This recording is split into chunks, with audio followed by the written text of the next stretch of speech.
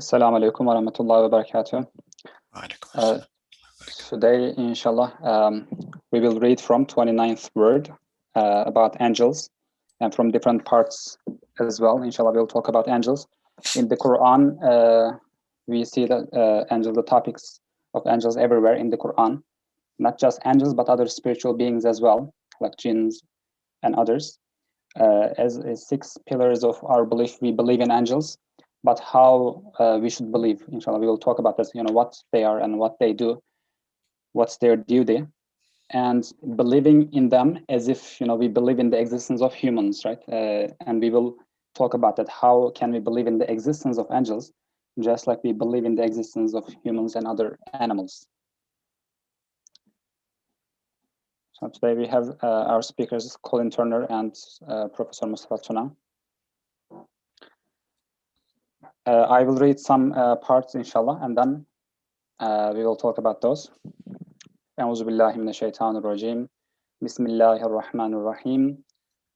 تنزل الملائكة والروح فيها بإذن ربهم. قل الروح من أمر ربي. In the name of God, the merciful, the compassionate. Therein came down the angels and the spirit by the permission of their sustainer. This is a ayah from Surah Al-Qadr, in the night of power. تنزل الملائكة والروح, the spirit, the angel Gabriel, and the angels, they came down with the permission of their sustainer. I think it should be come down. Come down. تنزل الملائكة والروح. So they constantly come down, right, during that night. And the second one, قُلِ الرُّوحُ مِنْ أَمْرِ رَبِّي, is that an ayah from Surah Al-Isra. They ask about the spirit to our prophet. وَيَسْأَلُونَكَ عَنِ الرُّوحِ قُلِ الرُّوحُ مِنْ أَمْرِ رَبِّي. The spirit, say the spirit is among the affairs of my Lord. Mustafa Jam, do you have anything to say about the second ayah? They ask about the spirit. Dr. Turner is here if he wants to say something first. Yeah, before going to the topic, I wanted to maybe just to as a clarification, the word ruh is used in both verses. These are not verses that follow one another. They are in different parts of the Quran. The word ruh in the first verse is usually interpreted as ruh al-Quds, i.e. Gabriel, and the second one is spirit, the spirit that we know of, or we usually have in mind when the word spirit is used. And of course they are related to one another, right? Angel, Gabriel alayhi salam is an angel, right? And then the second one is, and Gabriel alayhi salam is an angel, has spirit too. So the angels also have, they are spiritual beings, right? They are related. Just a quick clarification there. Yes, thank you.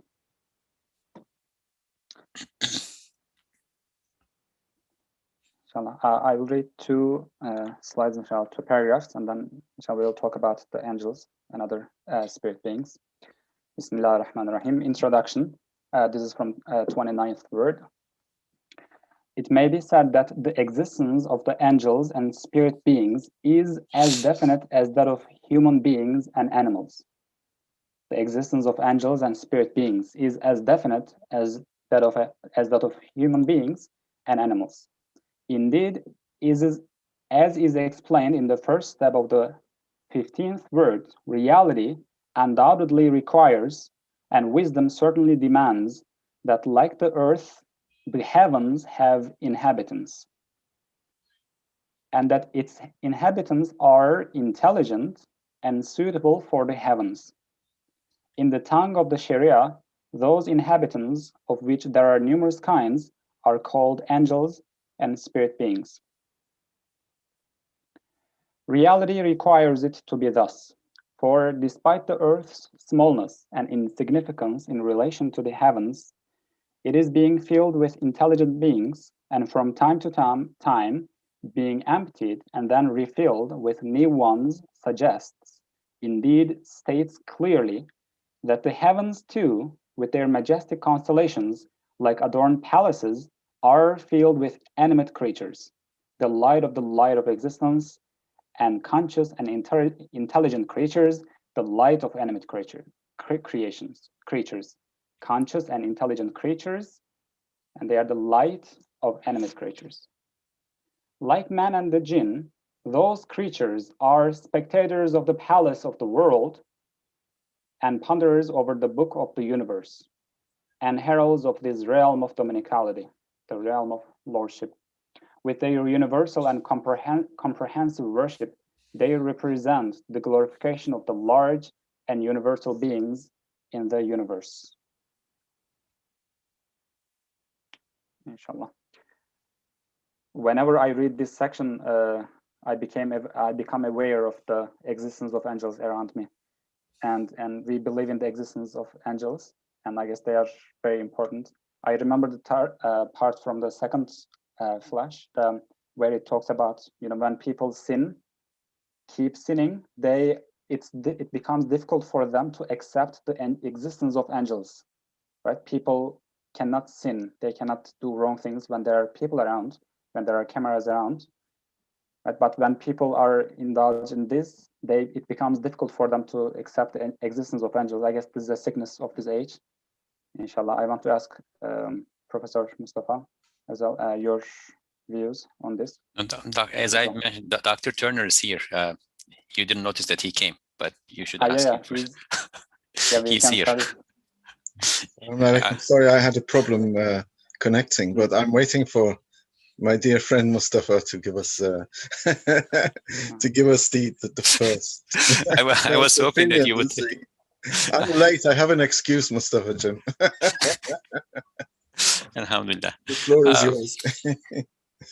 But I actually had a question in mind when I was reading this, and as we are reading it now too, as Brother Omar said, this is among the pillars of faith, right? There are 6 pillars of faith: believing in God, right?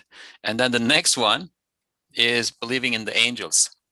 Now, believing in the books, believing the prophets, is, at least for me, it's a bit easier to understand the rational necessity of this being a part of faith, right? The books, God is telling us what to do, what not to do. He is informing us about what is pleasing to him. The prophets, they are the conveyors of the message, and that they teach us how to put it into practice, etc. The angels, one thing that I can throw in there in the same line of thinking is, they convey the message to the prophets, but that's Gabriel alayhi salam alone. So I have a feeling that if we could think about this and come up with answers to the question of what is the place of angels in that formulation of the 6 pillars of faith, we could have a better understanding of what's going on here. So I'll leave it at that, because my ideas are still working. My mind is still working on this, but perhaps either Dr. Turner or Brother Omar can also share some insights about this. And maybe I can ask questions as well. And I want to highlight some parts from this slide. It says the existence of the angels and spirit beings is as definite as that of human beings and animals, right? And I feel like in our daily lives, we don't feel that the angels exist. And from our daily life, I want to say that, for example, when there are people around, we are more careful of what we do. But here we see the existence of angels, and now they are here and around us, and other spirit beings as well, not just angels. And it's interesting that it says as definite as human beings, and we will talk about this, why they are necessary. And as we said, just like we believe that God exists, right? Now we know that with his person, God exists. And also, as you said, it's one of the pillars of iman, belief that angels exist. Right? It's very interesting. A reminder. Yes, Colin abi, or Mustafa? Yeah, immediately Mustafa has touched upon this this truth, this reality that angels are second only to Tawheed in our list of creedal beliefs. And I think we underestimate the importance of angels as a discourse. And I think it may be worthwhile, before we actually get into the nitty-gritty, into the real meat of the subject, is to contextualize it. The subject of angels with regard to its place as a discrete subject in the Risale-i Nur. It may be, slowly get into the subject, because it's a profound one, and I think it's of inestimable importance as well. Now, the subject of angels is recurrent throughout the Risale-i Nur, but the treatise in which it is showcased most comprehensively is, as I think you were pointing out, as I was trying to struggle to get online, is the 29th word, which is a treatise on life, on spirit, on the angels, and on resurrection. And so it's within that broader treatment of these various facets of the unseen that the subject of angels is discussed. And as such, the attention that Nursi pays to the issue is considerable. And in fact, I think his discussion on angels is possibly unmatched by any serious treatment of the subject in the past century, at least. And I certainly don't recall any other scholar, and Mustafa may correct me, who has devoted so much ink space to what is, after all, one of the most important areas of theological discourse. And I think I know why we have this paucity of material on angels, this dearth of material on angels. And in fact, it amounts to the absence of a serious angelology in our tradition, in our Islamic tradition.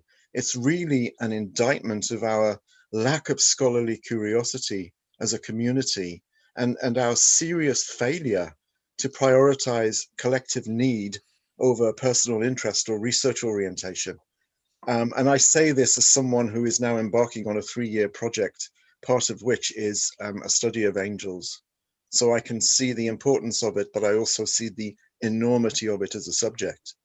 The subject of angels, as Mustafa pointed out, is second only to Tawheed, to divine unity itself. And it's something that I've asked myself on numerous occasions, why this lack of interest? Why this paucity of material? Why do we not find things written on angels, whole bookshelves devoted to angels? And the only thing that presents itself is the possibility that there's a certain amount of embarrassment or even bashfulness going on here. Unfortunately, for those of us who've grown up in the West, or those of us who've undergone a Western style education, the only contact we will have had with angels is one in which these beings, if they are discussed at all, are discussed largely as part of a bygone age and a bygone spirituality. And it's really not very difficult to understand why the subject of angels is considered to be a rather difficult one, particularly when we're talking about intellectual engagement with the subject. With the descent of religious faith into what is basically obsolescence, angels also disappeared from the scene. And I think literally and metaphorically. And it's only the artistic imagination which has kept them in the human consciousness, basically. And that is, as you know, largely in the form of artistic depictions that show angels as naked, fat little babies with wings, and sometimes they're blowing a trumpet. It may be on account of this rather cartoonish understanding of angels, that people are a little bit reticent to talk about them. But Said Nursi, as one might expect, is not at all unwilling to share his ideas on angels. And his own distinctive approach turns the subject of angels into this vibrant, insightful piece of theological discourse that is really, really worthy of that second article of faith, belief in which is mandatory. And also it has to be investigative belief, not just blind belief. So I think that as a sort of intro will help us to ease into the subject, because it's both an enormous one and it's an extensive one and a profound one. Yes, in line with what you said, there is also a question in the chat. Brother Tapiwa asked, he says, has the modern age weakened our conviction in unseen beings? I think the modern age has completely tried to destroy our conviction in unseen beings. The default setting is materialism and scientism. And the slogan of scientism is that we are basically matter that moves. So unseen beings have been exiled. And that's very the short interesting answer. That maybe Mustafa can give a more sophisticated answer than that. No, I mean we don't need sophistication for that. Everybody can just look into their own minds and hearts and see what's in there. And I mean, honestly, I'm a person who have been dealing with these things and, you know, holding a podcast, writing about the Risales, etc., etc. But when I, you know, sat down this morning to think about this subject, I was recognizing this, that, you know, as you mentioned, and I didn't know that you were embarking on this project, but I think it's really worthwhile. You know, we believe in God, and then the next thing is angels. But there is, as you said, such paucity about it. Like, did I ever sit down and think about this carefully? You know, when I read this treatise before more than once, you know, yes, I did. But is it something that occupies my mind to the extent that, you know, there are other issues that occupy my mind? I think I personally have been missing something in there, right? You know, again, this question needs to be answered. Why is it taking the second place after belief in God, right? You know, there are, you know, things that I can, you know, perhaps, you know, think of, right? What comes to my mind is actually, as a starting point, Imam Ghazali's famous description of an ant living on a you know, page, seeing a pen, writing, scribing on the page, and the ant sees the tip of the pen only, doesn't know that there is a, you know, pen behind the tip, a hand holding the pen, and a person, a conscious being, holding the pen. And in there, his analogy is that, you know, the tip of the pen is what we see in this world, Alam al-Mulk, the realm of dominion, right? And then the hand is the angel that is actually controlling the pen. But beyond that, the hand is under the control of a higher being, the conscious person, right? So angels then correspond to the hand, who are doing things. And, you know, we look and we think the animal, the apple falls, there's gravity, right? But beyond that, we have no ability to explain what that gravity thing is, right? So this is one place that I feel the angels need to come into the picture, right? The acts, movements, happenings we observe in the universe that appear to be happening in this material setting, when we really dig and you know, scratch the surface, it's empty. They do not have the ability to do these things. So there needs to be another connection, another layer of force happening there. And once we reach there, that might be one place to look for the angels, right? Once we reach there, but the next question is, well, this is still just the hand. Then we need to connect to God. And then why is there the hand? Why is there this intermediary realm in there? What is it doing there? So that's another question that, you know, comes to mind. I really want to hear more from you, since you said you know, embarked on this project. I'm sure well, we haven't started it yet. We've just got the funding for it, and we're just planning it at the moment. So but I've been interested in angels for a long time, and a few years ago I did a book on the major themes in Risale, and angels really stood out as like a sore thumb, as something which hasn't really been done, and I couldn't really do it justice. And I promised myself that one day I would sit down and try to understand, because as you've just put, you know, very, very elegantly and very eloquently, there is this interface between the unseen and the seen realm, which is populated by angels. And wherever you look, there is this intermediary. Now, the intermediary is there not because it is needed per se in an absolute sense, but we need it. Without that intermediary, we would not be able to fathom the divine, actually. So, I mean, now what we're doing now is we're foreshadowing all of the things, interesting things we're going to be saying in the next 3 weeks. But this is an introductory session, and so, you know, easing ourselves into it. Basically, angels are the translators of the divine names into tangible material reality, which is basically what you were just saying. So, you know, that angels being everywhere, wherever you look, there are angels, because there are angels who are actually doing this sort of transformation act. They're transforming these unfathomable names, which they perceive maybe one name per angel, 2 names per angel. And they are actually displaying that to us as tangible, visible, material reality. So we have to give them their due, you know. So hopefully we'll get more into that. But maybe it would be interesting to see what does the Quran say about angels in this regard. I mean, do we need to look in this before we start looking about what Ustad Nursi says, or are we assuming that we know what is said? Do we need to have a digression into that? Because I haven't prepared anything. Is there anything that we can say that will ease us into the discussion Quranically? Maybe that may be a task for Omar to prepare next week. Next week. That's your assignment, Omar, for next week. From what, off the top of my head, from what I remember, we know that Malak comes from the root Malaka, which has many derived forms in Quran. I think there's about 200 occurrences of it, and it gives us things like Malik, Mulk, and I think you mentioned Malakut. So we know angels are connected with the seen and the unseen realms. In a sense, they are a kind of barzakh.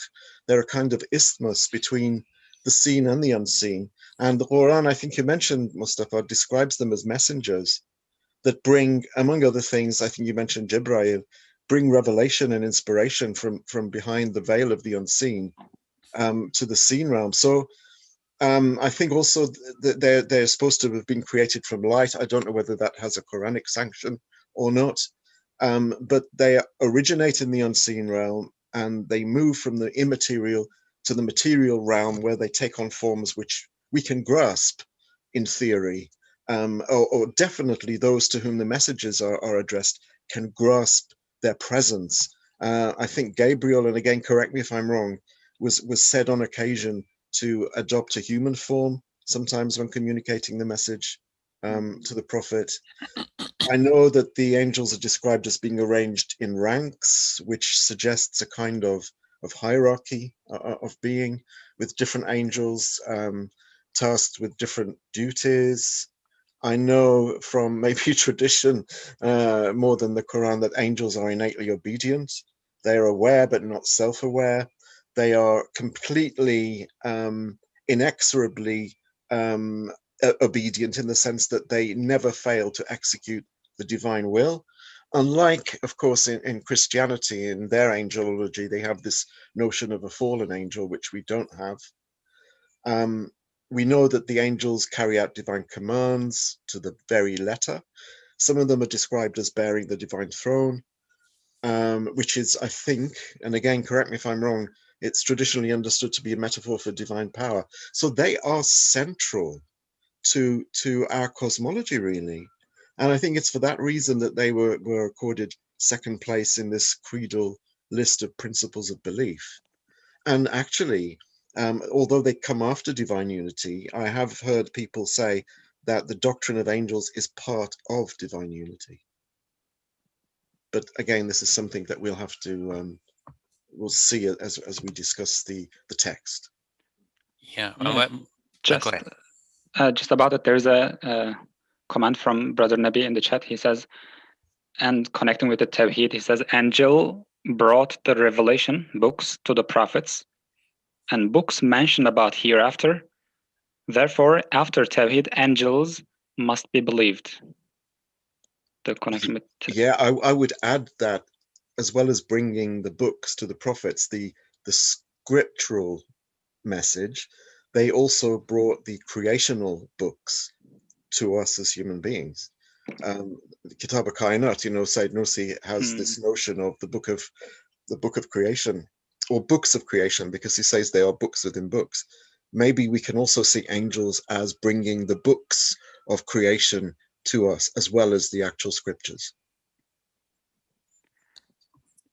In relation to the belief in the angels being a part of our conception, understanding of divine unity, this famous the famous lines from Ustad's writings, I'm going to read in Turkish and try to translate into, or maybe one second, I should be able to access the English from here too. Just give me a second. I'm working on my cell phone, right? So yes, dignity and grandeur, izzet wa azamet in Arabic, demand that causes are a veil to the hand of power in the view of the mind, while divine unity and glory demand that causes withdraw their hands and have no true effect. And when Ustad explains this subject, of course, he gives us this example of the angel of death complaining to God. Your slaves are going to complain about me, and God says, I'm going to put the causes as an intermediary between you and the slaves, so that they don't complain to you. But then at the next stage, the angels are intermediary between between causes and God, so that we don't turn the complaints to God, right? So angels have a very important place in there too, in the sense that while going around and about in this universe, sometimes, and this is another issue that was discussed here, of course, our nafs, or perhaps Satan's whisperings, have a tendency to attribute what we see to be evil to God higher existence. So angels work in both ways, as a conveyor and also as a veil. Where a conveyor is needed, right, for our monotheism to be in place and perfect, angels are there, right? As you said, they are the translators of divine names into material reality, because the material reality, what we see, we need to keep working from there, toward our understanding of God, right? And they are there when a veiling is needed too. So that helps us to preserve, God's sanctity and izzah, or dignity, and grandeur and majesty, as we think about theological issues. Yeah, that's amazing. Do you have 3 years to spend on our project with us, Mustafa? Come and join us. Yeah. You talked about causality, Is there not a way that we can actually see angel or angelic presence as being synonymous with apparent cause and effect? Because there is a place towards the end of the 29th word. And I said doctrinally, that the subject of angels that Nursi has outlined, as I said, is very rich, very vibrant. It's very insightful. But from my own personal perspective, it's paradigm changing, because, and bear with me, because this is quite inchoate, this whole idea. As far as I can see from Nursi's discourse on angels, he has solved the problem of the apparent purposiveness of creation by invoking angels as this immaterial, the immaterial correspondences of nothing less than this entire matrix of cause and effect. I believe, although I can't prove, beyond all doubt, that causality for Nursi is epitomized by angels. Cause and effect can be understood by and large through the angelic presence. In other words, if the universe appears to be filled with beings that betoken wise purpose and some kind of consciousness, it is because what we understand to be cause and effect is in actual fact the presence of conscious, purposive beings known as angels. As I said, this is a very embryonic, inchoate idea, but it's inspired by the 29th word, and hopefully in future we can make something of it. Yeah. But maybe now we should return to the text. I made you digress. I apologize. Colin Hocam, there's a question in the chat. Brother Rich asks, I grew up Catholic, being taught that each of us has a guardian angel. Any meaning like this in Islamic theology? I think, was it you, Omar, yourself, or was it Mustafa, talked about guardian angels and shoulder angels who are writing down our deeds and that? I'm not too certain about that, but I'm not sure what the Quran mentions. Of course, there are the writers, the ones who write our deeds, but are they guardians? I don't know. Mustafa Hocam? Perhaps we can understand in this way that the ultimate guardian is God, right?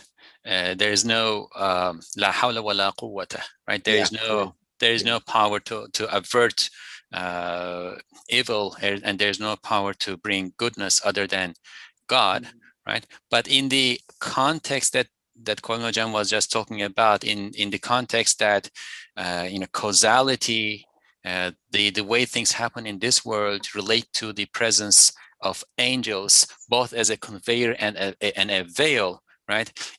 The guardianship that we expect from our Lord as we move about in this world also involves the presence of angels. So in I don't know about a particularly named type of angel, but okay, so those angels are called hafaza, somebody wrote. So apparently there's a name for it too, right? But this would be among the many functions of angels. When we put them in that context of conveyors and veilers, right? We can relate all of these things and understand all of them in that general paradigm. Yeah, absolutely. And in Surah Al-Anbiya, I remember a verse about the angels, and it says, وَلَا يَشْفَعُونَ إِلَّا لِمَنِ ارْتَضَى. The angels, even in the Day of Judgment, interceding for people, but only for those God pleases. God is pleased with. Even in this, as you said, from the Hadith, we hear that, for example, when you read certain surahs, when you do certain acts, when you pray, throughout that day, the angel prays for you and he protects you within the context of what you mentioned, Mr. Vagan.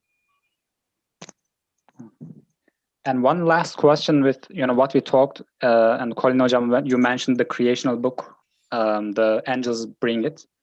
Can we say, for example, like can we give an example? For example, we get fruits and vegetables from the nature, but they are unconscious of death. They cannot see the nature itself. So even, for example, at the time of death, right, the angel of death takes our spirit, but the causes are a veil. So we get everything through causes, the things that we eat, just, speaking about their lives. Can we say that even the angels are there, like have certain things to do there?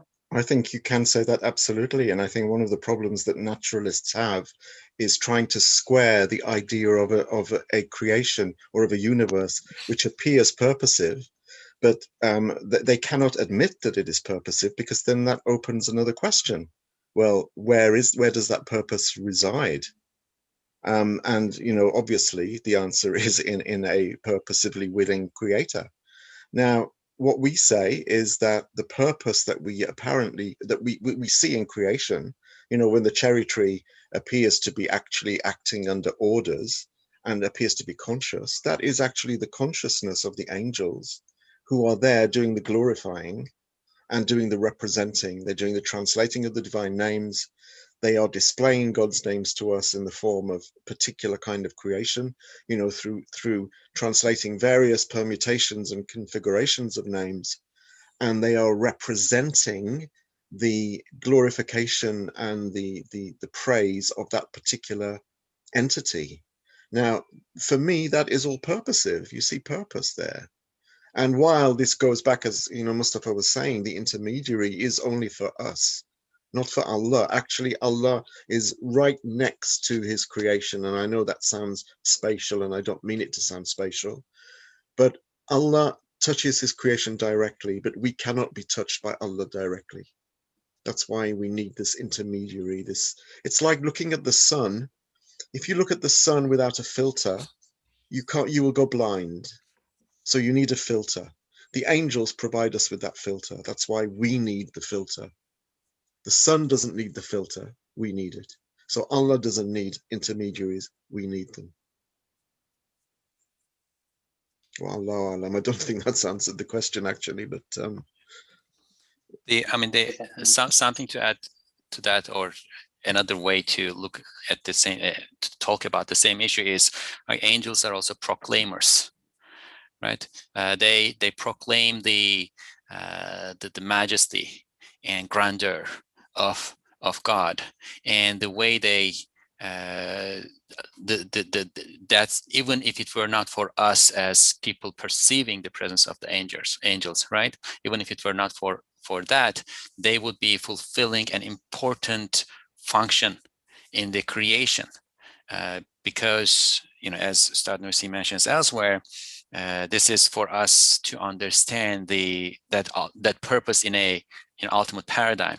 Right? Every possessor of beauty and perfection wants to demonstrate, display that beauty and perfection, and God, as the ultimate possessor of infinite beauty and infinite unlimited perfection, displays his beauty and perfection in the creation, right? And then he wants to, or again, this is from the point of view of wisdom, right? The possessor of beauty and perfection wants to see that beauty and perfection as displayed in two ways. One way is through his own discerning sight, and the second way is through the sight of conscious beings who are in a position to be able to appreciate beauty and perfection, etc. Now, human beings are obviously in the perfect position to do that, because they are able to choose between beauty and ugliness, between good and evil, etc. So the one who appreciates this with choice obviously is more valuable than something else that appreciates without that choice, right? But angels are in a position to see it, appreciate it, and then proclaim it in their glorifications of God. And that's I was fortunate to hear you mention that months before you had seen this mushroom. You said the mushroom matures and then bursts. Did you say it like at the time 1 billion spores? Really? Yeah, you've got a very good memory. I'd forgotten that. Yeah. Enormous number of spores, right? And then we think, how many of those are going to become mushrooms, right? 2 or 3 maybe. Yeah, 2 or 3, but it is enough for each and every one of them to be observed by an angel and appreciated in their intent to turn into mushrooms, or a flower that blooms somewhere in the Amazon forest that no human being has ever seen and no human being will ever see, but there's an angel, right? Yeah. That is conveying God's power into that, God's names and power into that material thing that is the flower. And then there's an angel who is looking and appreciating and proclaiming God is great in response to it. We're so utilitarian, really, and so instrumentalist. We think everything's got to be about us. So why are there 1 billion spores from that mushroom? We can't use that many mushrooms, If we want to, everything has got to be about us. As you said, in the middle of the Amazon forest, it's a beautiful example where there are no human eyes to witness it. There are angelic eyes to proclaim its glory. So I think in the last 40 minutes, I think we've started to understand just how important angels are and how crucial they are to our theology and to our cosmology. And actually, without angels, we can't understand the Creator. We would have no idea of the Creator because his names would never mean anything to us if they weren't actually translated from that sort of ineffable, unfathomable state into something which is tangible and human being friendly, basically. So I think I'm beginning to understand why it is the second principle of belief after Tawheed. Sure. Yeah, and connecting with the Tawheed. Before going to the next slide, and inshallah we'll talk about that, we see here it says there are numerous kinds, and they are called angels and spirit beings. And I want to ask your opinions on this, numerous kinds. When we hear about angels, I guess we just hear just one type of angel, as Colin Hojam said, baby with the wings and stuff. But here it says numerous kinds. And it's not just angels, but other spirit beings as well. Any comments on this? I think apparently, I'll just jump in quickly. I can't talk about spirit beings. I'm hoping Mustafa will take that one. But as far as numerous kinds of angels are concerned, I've read actually both in Risale and also I think in Mullah Sadra, I can't remember, that every angel is created out of the same substance as the thing it represents. So angels in charge of a cherry tree will be in the form of a cherry tree and the various component parts of a cherry tree, which it goes even more towards this idea of, the whole matrix of cause and effect is actually just angelic presence. We've already said that angels can take on the guise of various different beings, and we know that Jibreel alayhi salam took on different forms when he spoke to our Prophet. So we know that angels can take on different forms. Some angels are apparently, and I think this may be Quranic, they are constantly in a state of iqama, others are constantly in a state of ruku', and others are constantly in a state of sujud. So there's a hierarchy, there are different forms, different functions, different duties, and different kinds. Now, as for spirit beings, and is it ruhaniyat? Yes, ruhaniyat. I don't know what ruhaniyat means here. I understand ruh, which I think, again, Mustafa Hojam said at the beginning, about the Ruh al-Quds. There is the Holy Spirit. There is also our own spirits, which are inspirited into us after 40 days, and that gives rise to our Ruh. But what are the other Ruhaniyat? Are there other kinds of Ruhani things? At least, can we say the jinns made of fire? Ah. Yeah. Now, the jinn would not be ruh, but the jinn would have a ruh, right? That's I mean, when we move forward, I guess there will be descriptions of ruh, but of course we are given very little of it. So based on that very little that we are given, Ustad Nursi is providing us a context in which we can talk about it intelligently. But in regard to your question, I think if we read the previous sentence again, that kind of becomes clear, because it says, reality undoubtedly requires and wisdom certainly demands that, like the earth, so what is like the earth? The earth has all these living beings, creatures walking around and appreciating things. And of course, we may throw in a discussion of life in there and how life connects everything to everything. Therefore, everything becomes as precious as everything all put together, etc. But like the earth, the heavens have inhabitants. Right? So inhabitants is a very generic name. It doesn't tell us what they are, but there are conscious beings that are occupying the heavens and the earth, and that its inhabitants are intelligent. So they have intellect, they have the ability to compare things, measure things, grasp things, comprehend things, and suitable for the heavens. So they are they are free from the kinds of things that we associate with the absence that leads to shar in this world. Okay, so this is kind of a description of those inhabitants. And then he says, in the tongue of the Sharia, i.e., in our literature, in the language that we use based on, that is derived from the Qur'an and the prophetic traditions, those inhabitants, as we described above, of which there are numerous kinds, there are numerous kinds, are called angels and spirit beings. Mm. So angels are among those inhabitants, but it seems, Ustad Nursi's understanding here is that there are many more, many Yeah. kinds. Yeah. Some of them we know, some of them we will never know. That's interesting. That's And interesting.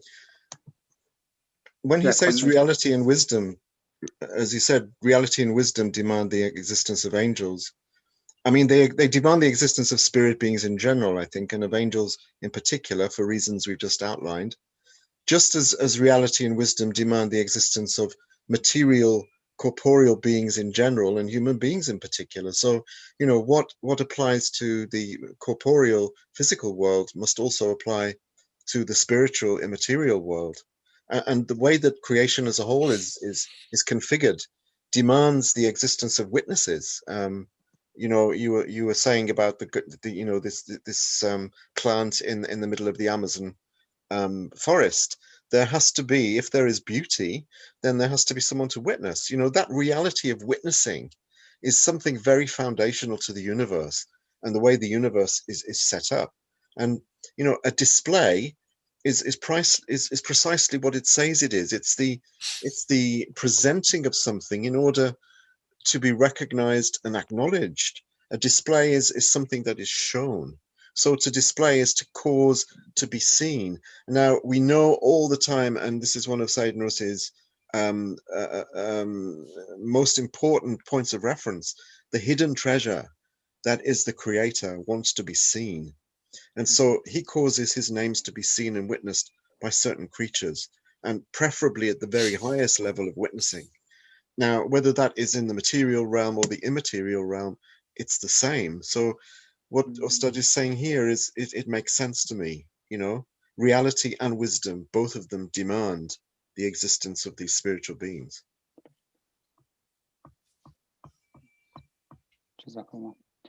And also at the end of this section, we see that at the end of this section and the next section as well, it says, Allah, God creates certain sorts of beings from light, from darkness, from air, from electricity, right? Even from the words that we speak.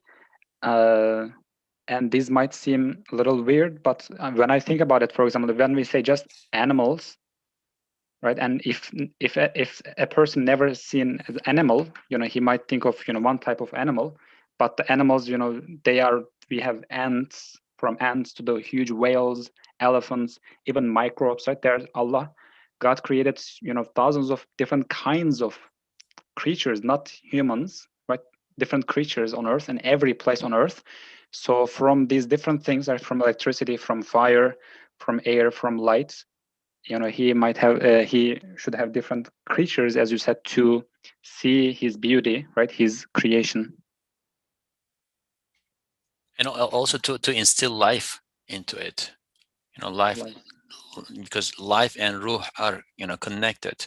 Ruh, when ruh comes in, life comes in, right? And life is something, as I, you know, quickly try to touch upon, that connects everything to everything, and therefore exponentially grows the meaning and beauty and value of that which is to be appreciated as God's creation.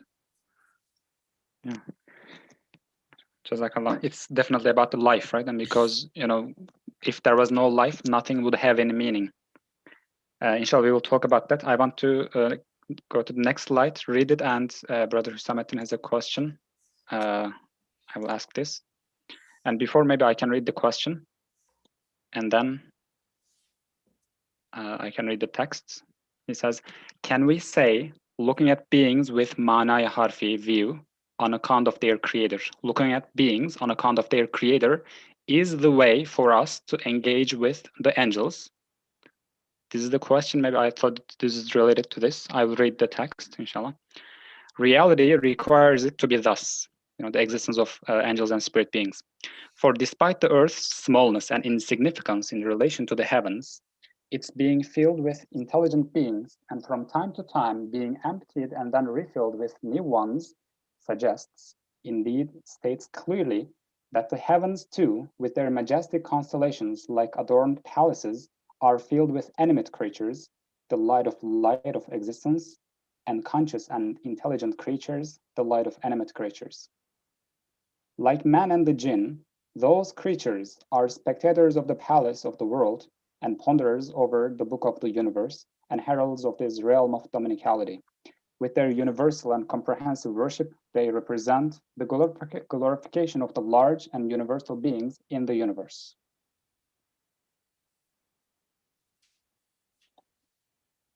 And the question, can we connect this to this, like looking at the beings on account of their creator, is the way for us to engage with the angels.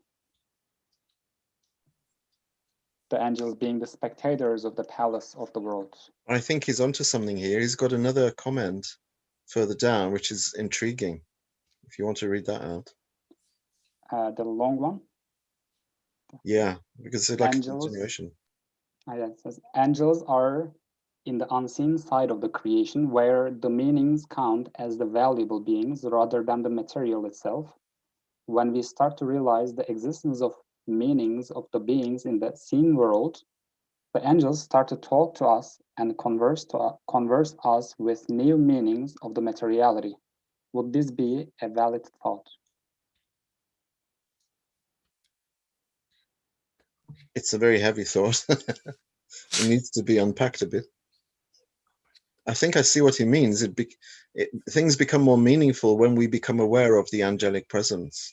Yes, if that's what it's saying, then when we decode the meaning and we realize that actually the cherry tree is not just several tons of dead wood, but it's a living being with a purpose and objectives, and on every level of its being, it's talking to us. It's saying something about its creator. It's actually revealing its creator in a sense. So revelation is taking place, on the level of creational revelation. So yeah, if this is what Hussamuddin is saying, then I think it does make sense.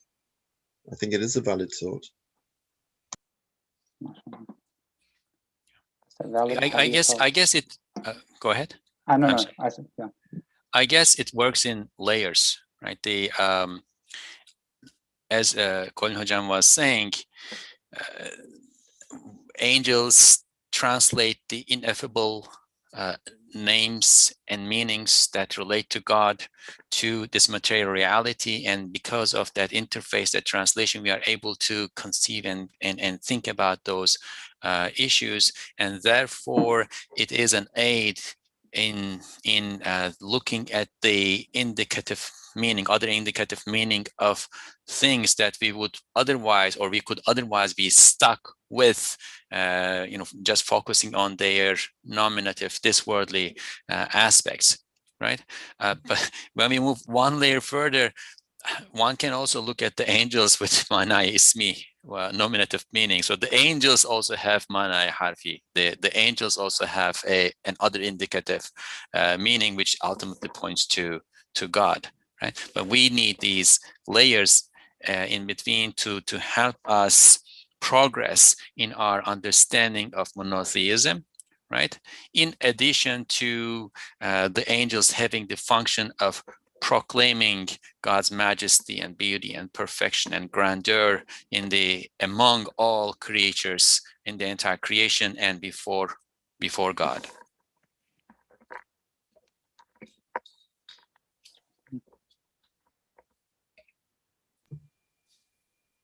Yeah, I mean, that can't be bettered. I mean, it seems all to make sense, really.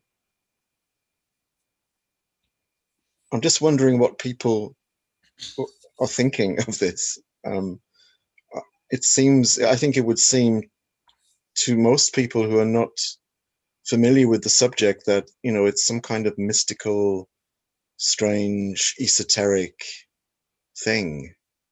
But Said Nursi doesn't make it seem like that. And I think that a lot of people are put off, for reasons that we've already said, that the subject is too ethereal, it's too otherworldly, it's too, not graspable, too airy-fairy, really. I'm not sure what people think.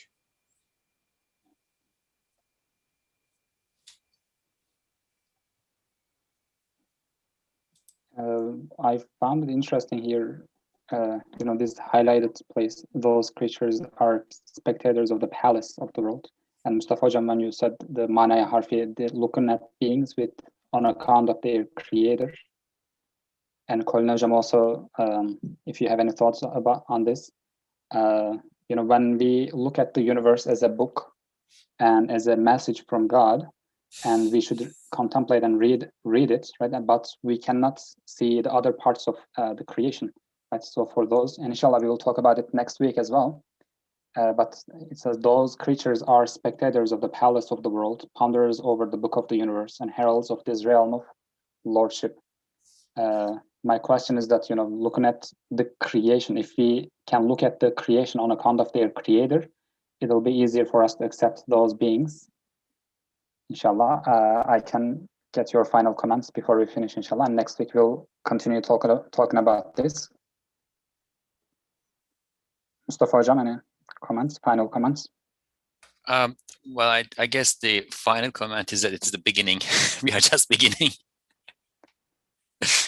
Inshallah, may God help us grasp the meaning of angels, and also live with the awareness of their presence and feel their presence more in our lives.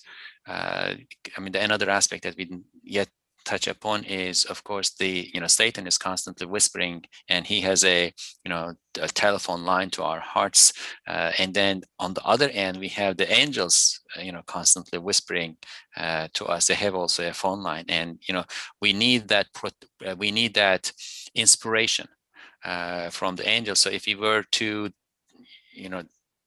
not internalize their presence, we could be closing the window or the door onto that inspiration, and that would put us in a very dangerous place where we would be alone with our lower soul and Satan, right?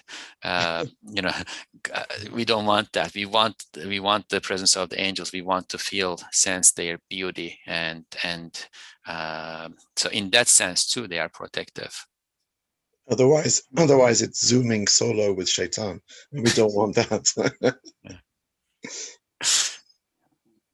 And protective and a good friend, right? For example, when there are good people among you, and you tend to do good things because if they are good, they are better than you. Like talking about spiritually, they're good company.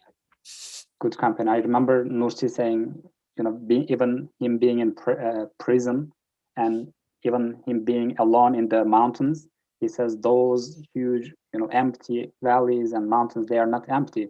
They are filled with angels and spirit beings, right? Even in that being your company. It's difficult at first to actually internalize that and to digest it, but I think that once you do, I haven't experienced personally, but I think once you do, as Ustad himself has shown, the creation will talk back with you and will converse with you. And you will be able to, or as if you hear it. It's talking to us now, but we never listen. So for us, it's just like white noise.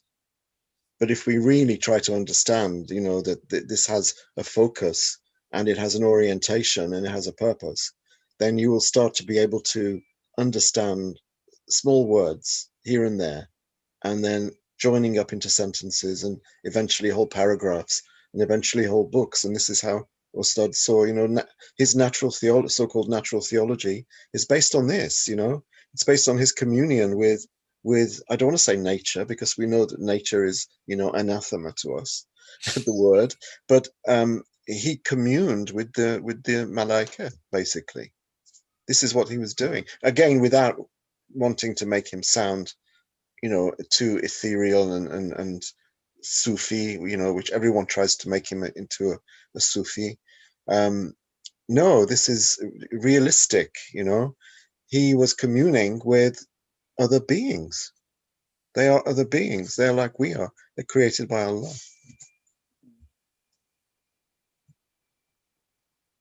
Jazakallah. Inshallah, the more we, in the following weeks, the more we talk about it, the more we will feel, inshallah, their presence, as Mustafa Hocam said. And as you said, as Konojam, as you said, they are real. And I feel like I've been studying it for last week and for a week.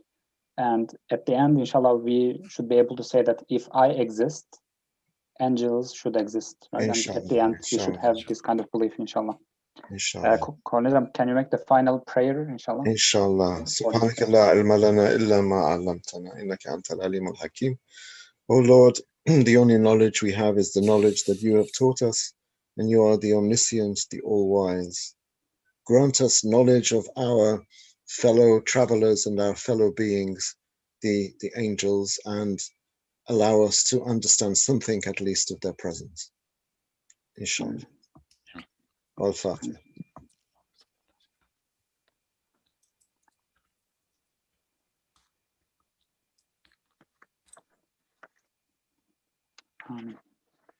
Jazakallah, everyone.